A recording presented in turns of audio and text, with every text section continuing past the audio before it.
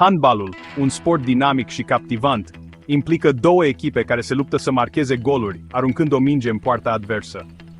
Fiind un sport de echipă, necesită atât forță fizică, cât și inteligență tactică. Acest joc rapid se caracterizează prin combinația de viteză, agilitate și lucru în echipă. Atracția globală a handbalului este incontestabilă, captivând publicul cu meciurile sale palpitante și strategia de joc.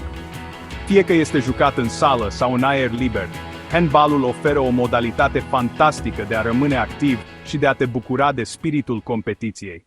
Un teren de handbal regulamentar măsoară 40 de metri lungime și 20 de metri lățime. Marcajele terenului delimitează zone importante, ghidând jocul. O linie centrală împarte terenul în două, cu o zonă de poartă la fiecare capăt.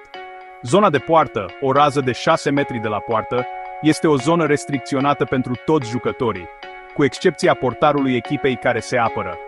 În afara zonei de poartă se află linia de aruncări libere, poziționată la 9 metri de poartă. Aceste marcaje, împreună cu altele, oferă un cadru pentru regulile și strategiile jocului. Jucătorii folosesc o gamă largă de abilități tehnice pentru a-și depăși adversarii.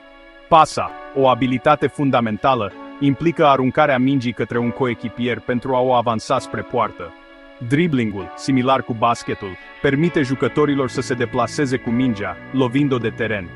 Aruncarea, cel mai interesant aspect, necesită precizie și putere pentru a trimite mingea peste portar și în plasă.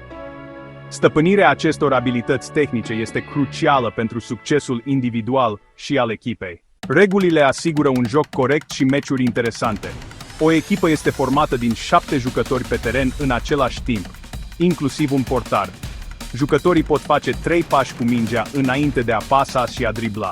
Contactul fizic este limitat, promovând concentrarea pe abilități și tactici. Un meci este împărțit în 2 reprize, de obicei 30 de minute fiecare, echipa care marchează cele mai multe goluri fiind declarată câștigătoare.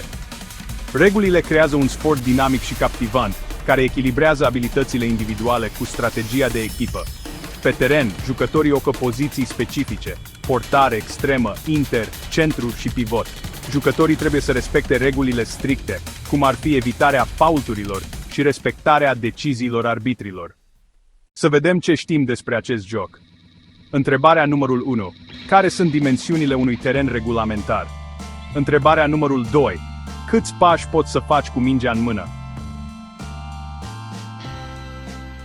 Întrebarea numărul 3. Care sunt pozițiile jucătorilor pe teren?